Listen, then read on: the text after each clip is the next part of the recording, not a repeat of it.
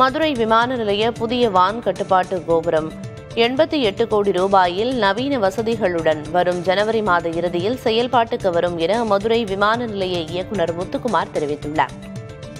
மதுரை விமான நிலையம் 3ஆம் தர நிலையில் இருந்து 2ஆம் தர நிலைக்கு உயர்த்தப்பட்டதால் கூடுதல் விமானங்களை இயக்கும் வகையில் விமான நிலைய விரிவாக்கம் செய்யும் பணிகளும் மும்முரமாக நடந்து வருகின்றன.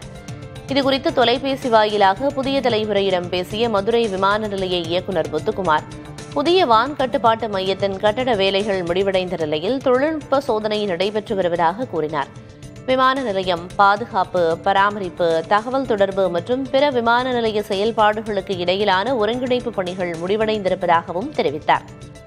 விமான போக்குவரத்து அமைச்சரகத்திலிருந்து ஆய்வுக்கான அனுமதி கிடைத்தவுடன் அதிகாரப்பூர்வமாக செயல்பட தொடங்கும் என விமான நிலைய இயக்குநர் கூறினார்.